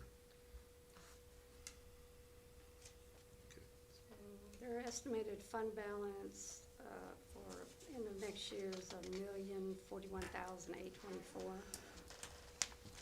I should say the sales tax is doing well in the rural areas due to the fact that, you know, the state is now collecting it and giving it to where, you know, like Amazon. The point of origin Yes, almost, except where the it's point of delivered. sale. Yes. Yeah, so that's really helping us a lot in the rural area. Anybody have any questions about that fund? I will say one thing about his balance is when it's up like that, he's able to pay, for a truck. Instead of putting it on a bond, he has kept a balance to where we don't have to borrow money to buy a truck. We're able to order it, bring it in. And Manchester has been gracious enough here lately to buy our used vehicle and use it again. So Rennie has kept a fleet up to date, top notch. And we can also use our rural capital projects fund for those purchases too, because that's rural sales tax. Okay. The next one is the ambulance fund. So Tim Stubblefield can speak on this one. Mr. Chairman. As you know, we run our own ambulance service in the county. All the billing and collections is done in my office, patient billing and that, so they concentrate on doing what they do and we can do the accounting part. So, got your current property taxes, nothing unusual there. The patient collections is what I'm talking about, 43120. That is what our office collects through all your various insurance, Medicare, private insurance, private pay, all of that. Out of all the transports that's been done, that's all that gets collected, is really? Is what? 8,200? If you Or look what under estimated? patient charges, 43120, 2,592,000. Oh, okay. That's what's collected. I was looking at that other and I was like, oh my gosh, was well, it maybe $5 I a probably transport? didn't say that correctly. Which line were you looking at? I got it. Okay. That's property tax, you know, our goal is always to get to zero property tax. I was looking and at the be wrong help- line. Oh, okay. Does Medicare pay back enough to cover the cost?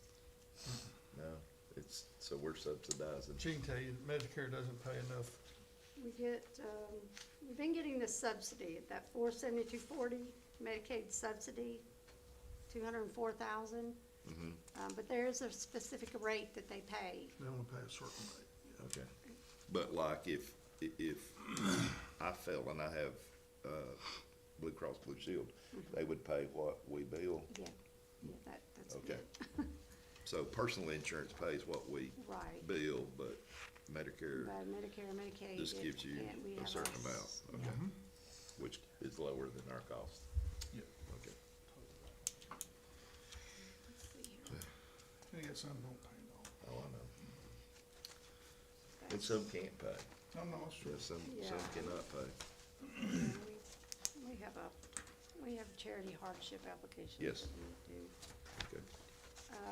So total revenue estimated for next year is about 3.5 million.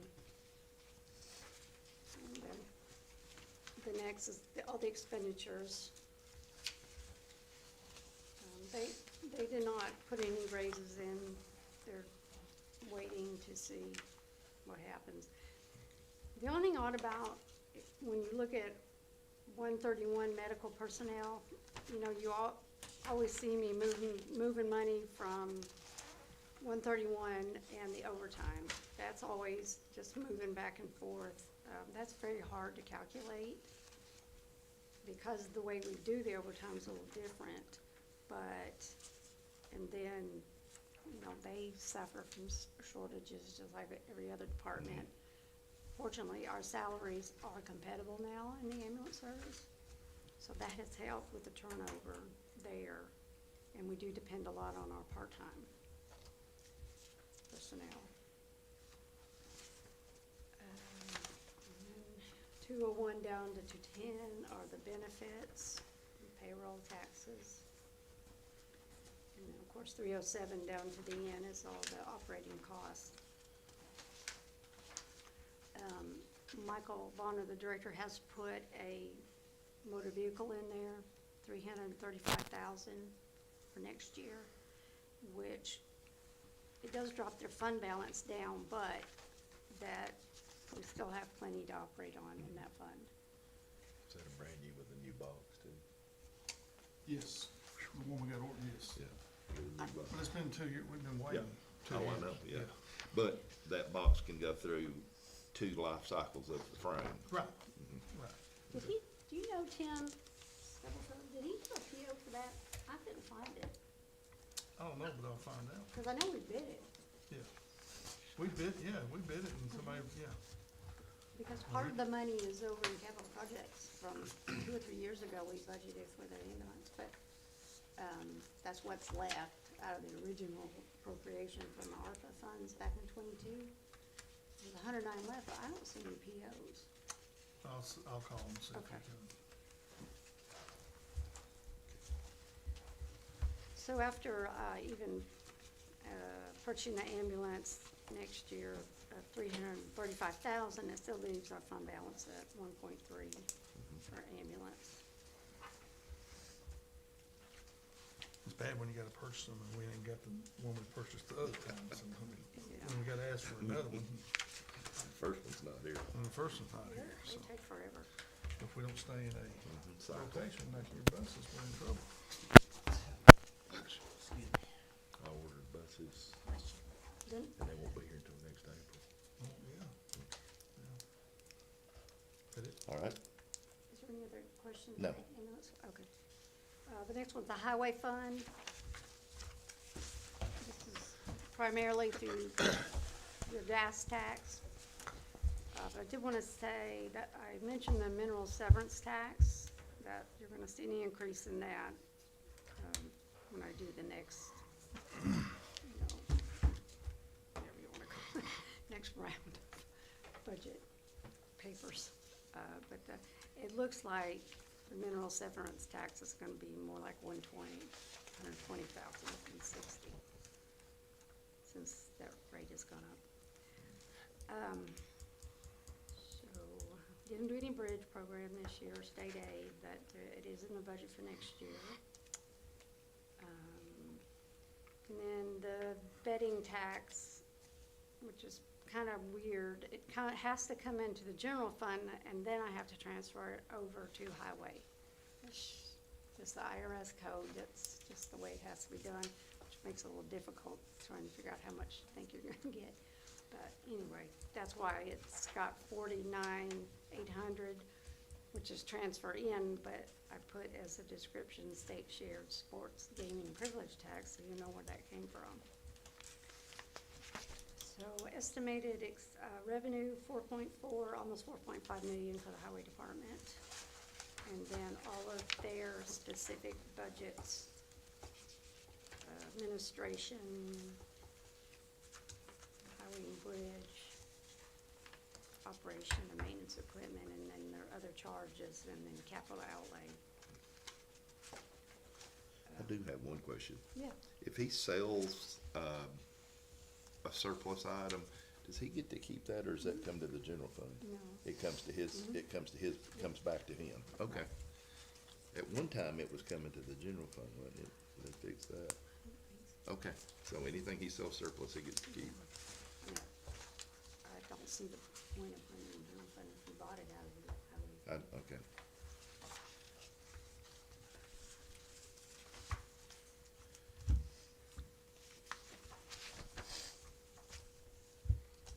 It's got good fund balance. Did he put raises in? Yes. He did. And I cannot tell you what it is, 'cause I can't remember.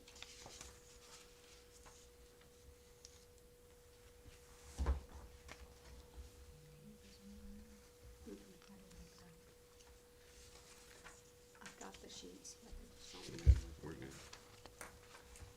He does have a good fund balance, though. We worked on that. Yep. Well, You know, Okay. paving is expensive. Mm-hmm.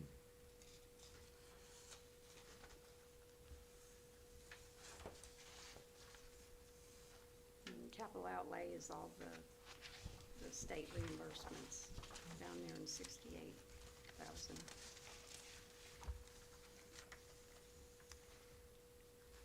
Which one are we going to? Capital outlay. You go It's to- the last page of Benton's. Are we skipping the debt services? Estimated fund balance, it's $1,035,000. Let's see, we already did the schools, debt service, 151. So there was a question about the report on debt obligation that I had on the agenda at the commission meeting. If you look down there, the transfers out, that transfers to other funds, that was that 3.5 million that we moved, transferred. We got approval through local government finance and state. Because we had such a healthy fund balance in our debt service, we were able to use that money and put it over in capital projects to use on the two roof. Bruce, Yeah. yes. The Justice Center Yeah. and Tullahoma Library. Even though we're not paying ourselves back, you're still required to fill out that document. It has to be presented to the commission. But the only thing we have in general debt that we're paying for is the jail. Right now, that's it, the jail. And will be paid off in, I put the schedule in there 2030. on the bond payment schedule is in here too, under this section. This is general debt and rural debt. Rural debt's all schools right now. There's nothing else in there but school debt. That's the second page, it's 152, that's rural. Let's see here.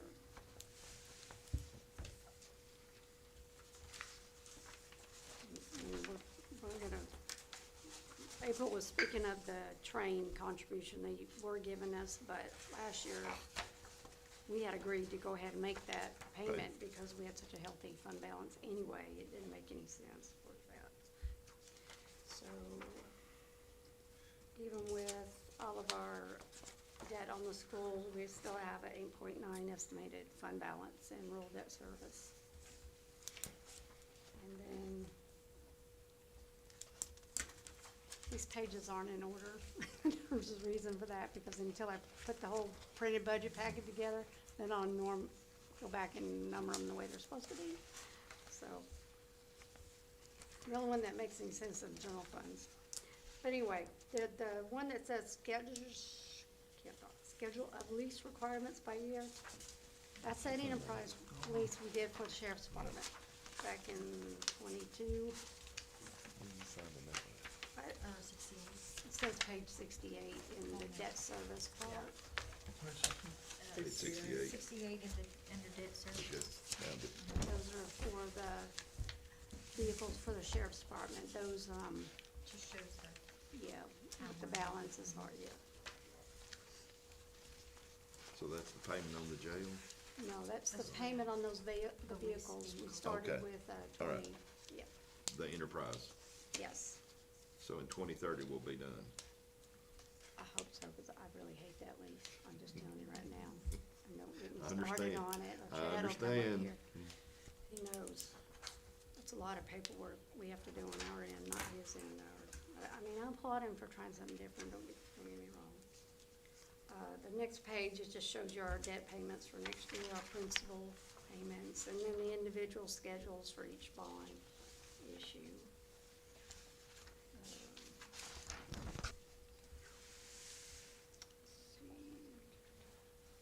We will be paying off, thank the Lord, that QSCAB, Qualified School Construction Bond from 2010, which is another nightmare. We did the roof at the high school, that was, anyway. That'll be paid off in 2027. Yep, that's good. That's the one they keep, we get a subsidy from Treasury, but they keep reducing it every year for sequestration, which I don't understand how you can do that and say it's zero interest when you're reducing it. Yeah, 2027, yep, that loan that we did a while back. So then you can see the general, future general debt. I think I got that order. I do, oh well, that's all right.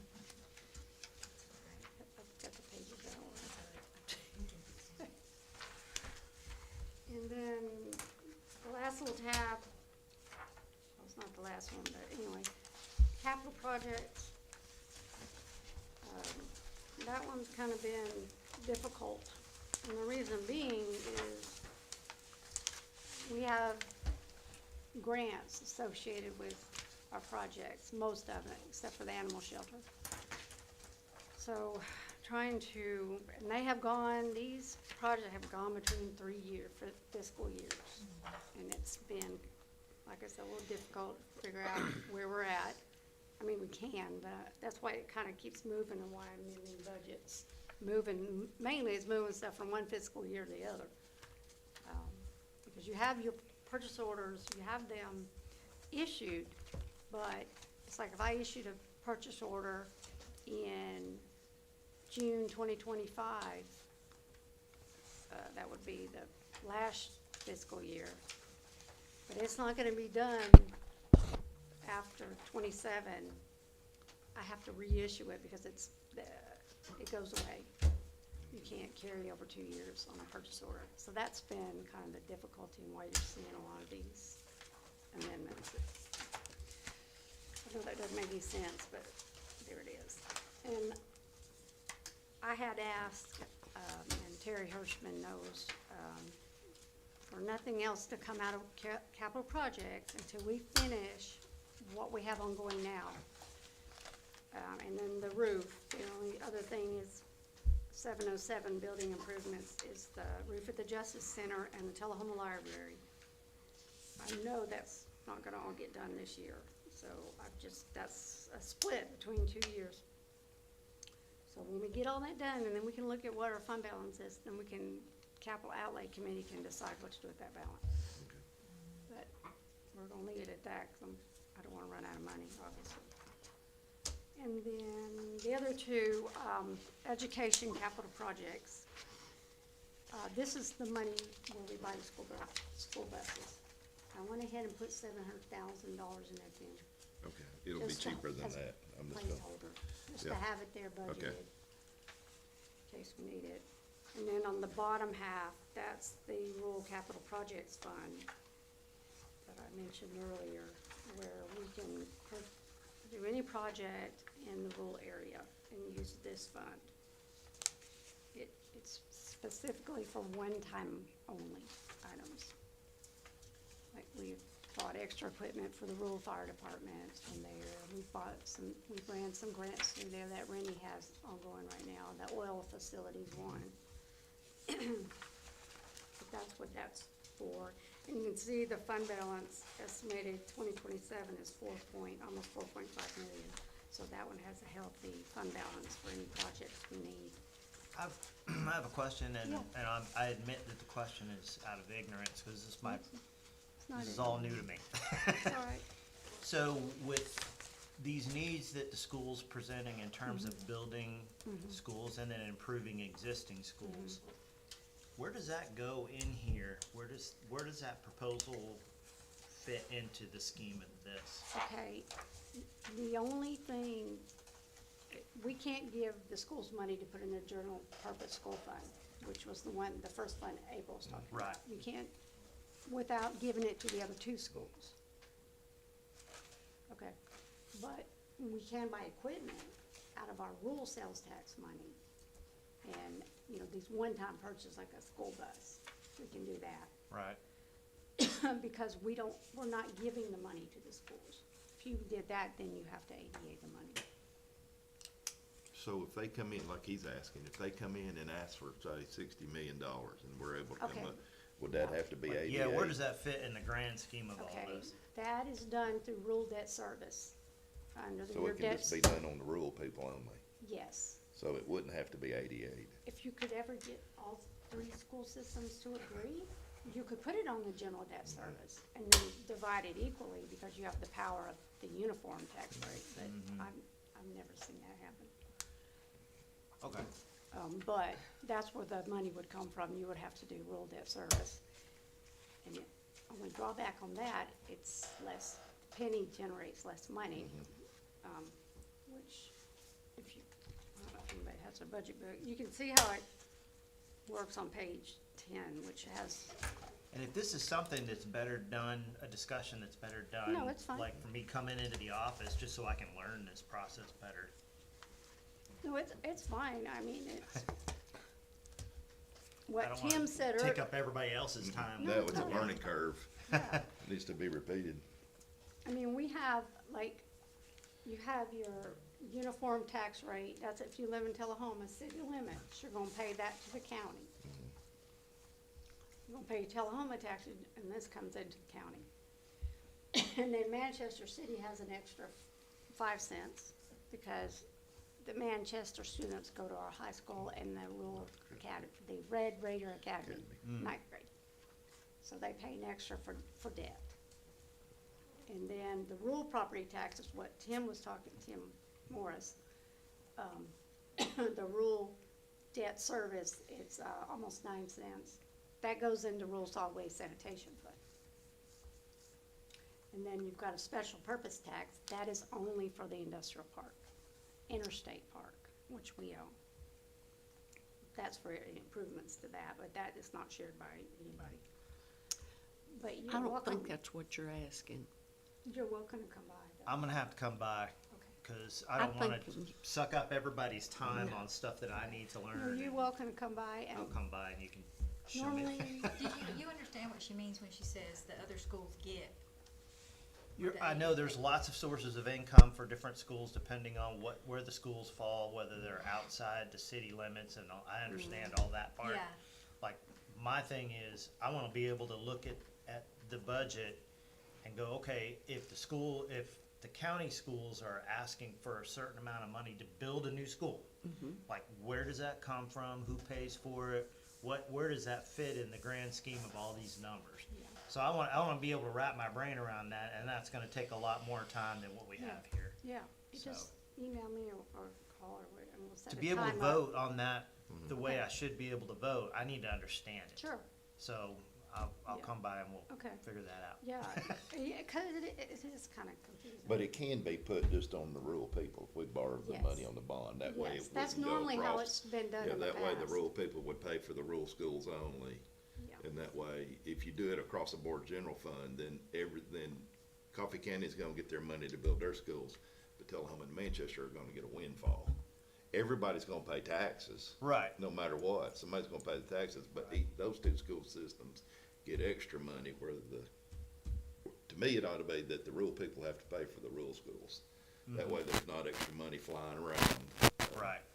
But that's not what it is. Yes, ma'am, it is, It yes, is yes. now, okay. yes, I'm just yes. saying. Like when they come and It fancy will be dance rural us and people say, only. we want $69 million Right. to improve Hickinson and do this. I think I'm understanding what he's saying. If we go, great, good, where are we gonna source that money from? Well, and see, because on the rural tax, where you would have to go if it's going to be just county schools only, the penny only generates, right now, this is right now, we're in the middle of reappraisal, and, you know, Lisa talked about that, we won't have those till mid-May, probably. Right now, it only generates $78,109, the penny. And then you've got your uniform tax, which is where the general debt service is, that generates $165,656. And we'll talk about that, but that's what I was saying, the difference.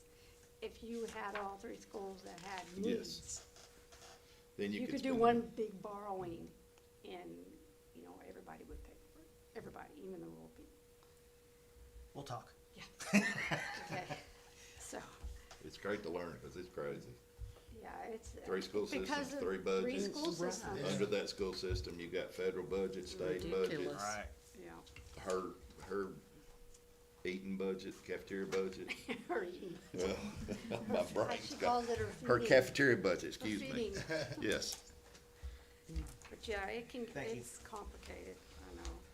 It is better if we just lay it all out. So, as far as the general fund, if y'all wanna look it over and talk about it at the next meeting, that's fine. The salaries are all, and the different departments are kind of all over the place, as usual. You can go through it and just make your notes, and that way we can just concentrate on the general fund next time. But, I mean, the only thing I know is going to be the, property tax reappraisal when that comes in. I do want to say this, like I said earlier, the sales tax in the rural area is doing really well. It's like, right now, it's, I hate to even say it, it's like 16%. Last year, it's, nearly about Monterey.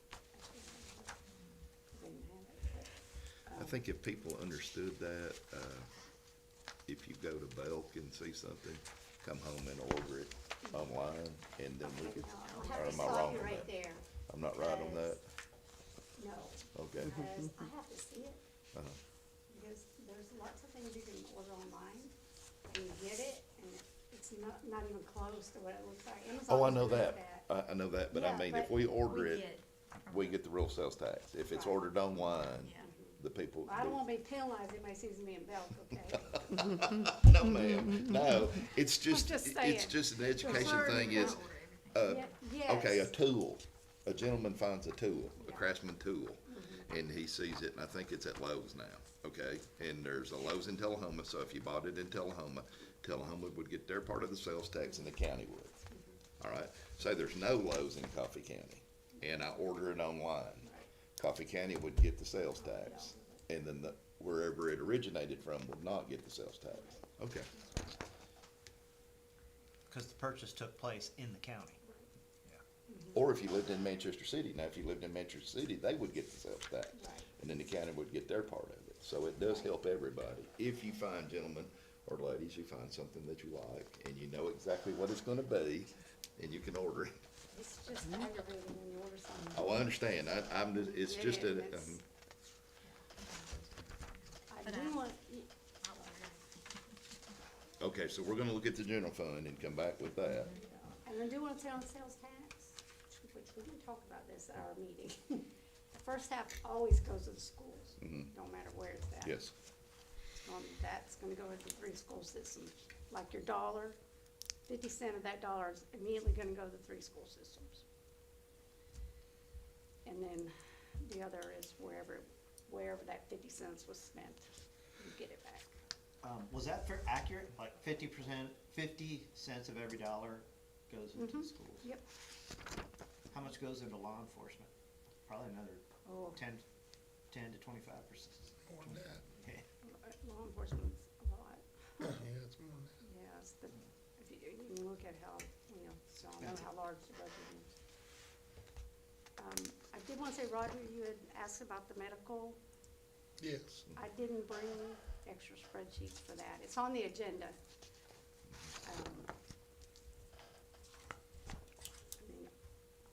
I can bring that spreadsheet the next time. That'd be fine. Unless you have some extra. I thought I had some extra and I don't in my file, but, you had talked about increasing the portion that the employee pays. Yes. So I did work at the employee medical insurance. The county pays $650 towards an employee's medical insurance, up to $650. And then depending on which plan they have, the employee pays the balance. So Roger had asked me to look at if we paid the increase from this year, what would that be? Right. To help offset. Yeah. the pay raise that we gave last year of 5%, you know. They had a 7% increase, I think it was. Yeah, 7.7. Yeah, 7%. That's an average, because we have like 14 different plans, and depending on which one you pick, but that's, Right. and then I added in an estimated 5% for the increase from next year. So I did a schedule with 12 point, it ended up being $50 a person times 12 months, but. Looking at that to compare eating that cost versus another pay raise. Yeah, I had a real is short. What I was getting at. That's, I already had that going through my mind, but I didn't wanna say anything out loud Oh, yet no, until no, I no. learned, until I. No, she- $50 a we had person per discussed month. it, and she was getting those figures Yeah, it's, to make their I have the 5% figures, that we but I gave mean, them. Yeah, let's wait. beneficial. That I didn't way everybody bring You know, we gave it to them, copies. and within 6 months, we That's got why some it's money on the back to what agenda. they, you know. So, like So we it's- said, And when you like do we that the said, next time, can you give us a it total of varies what on that would be? plan, Oh, okay, you know, what they okay. Unless It's you wanna- okay. We can do it. Local. Yeah. Government. That way, Next everybody week, has a I'm ready to copy go. of it instead of handing it around this way. Yeah, I know it. It'll get you. And I've never had There's only any so much you clue can that do with those it. entities pay Okay, 100%. let's just wait until that next meeting and, That was school, amazed me. I do have it already broke out. okay. But if we I've have, always everybody had had to copies and bear stuff. some of it. Nice. Yeah, Yeah. There's always, I think I Okay. pay I can run go make, $300 a month. do you want me to make I copies? think No. everybody's had I it think for everybody's tonight. got it. I'm tired of doing numbers. We've had it for When tonight. do we need to meet? and talking Okay, to that's the. enough. You tell us. Okay, You're the boss. They're paying more. so I have a, than 300. Okay, hang Okay. on. All right, listen to Hang her on. now. Listen up. Hang on. let me see what. Okay, I've got the property liability law, general liability, and workers' comp bid out. And I would like to have a meeting to go over all that, cause, you know, it's pretty massive, that bid package. So I thought we could meet on May 14th. Okay. Thursday, just to go through it, and I'll have our insurance people here. We opened the bid on May 7th, so we'll have Okay. an idea, you know, how we wanna go with it, staff anyway. 14 May. Yeah, 14 May, got you. That's a Thursday night, Thursday. What time? It is. At 5 or 4? whatever you Are want. we gonna present anybody before that? We can. I think Tony wanted to come to the next one. Okay. Say 4? You wanna just start at 4 and just keep on going like we did tonight?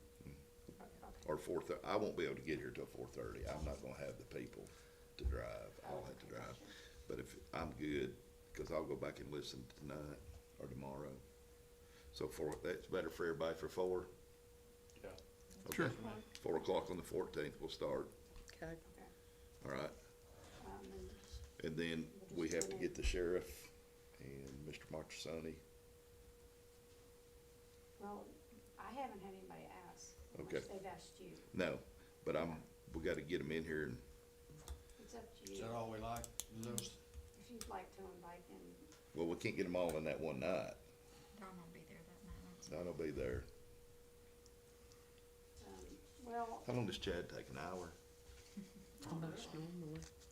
You wanna No, put, he won't, it won't. you be- wanna see if the sheriff and Donna come, and then we can have Mr. Marchesani and anybody else follow up, or now, are people, you know, normally what it's been, is just hand you the, you're not required to come, okay, cause that's what I've always told everybody, okay, because some of them, the only thing they have is the personnel and their maintenance. okay. If they want, what I'm gonna do is I'm gonna send Chad an email and Donna an email and say, if you wanna come on the 14th and explain your budget, if not, let's go ahead and send it to you. Okay. And that way it'll already be in our packet. Does that sound good? Does that sound good with y'all? Sounds Yes. good. So the Marshall- 14th we'll have, Marshall, too? yeah. Yes. You want all 3 of them if they wanna come? Well, I mean, That's fine. I don't know about all that. She just said hers is gonna be lengthy. Okay. Yeah, no. We'll do 2. I'll do Donna, Yeah. Tony, and the sheriff, and Yeah. leave it like that. Hers will be lengthy, so we'll go, that way it won't get over 2 hours, cause after 2 hours, you're tired. That's it. I mean, you go I'm blind. gonna look and. All right, so, Right. May the 14th, Thursday, May the 14th at 4 o'clock, we'll have Donna, Tony, and the sheriff if they want to come present. If they don't, we'll just have it here. That's it. And we'll go from there, and then we'll do the insurance with her. Yeah, and the insurance may not take that long, but Okay. you may have a lot of questions, cause there's lots of moving parts of that. Okay, I might be a little late. Sounds good. okay. Anything else, anybody?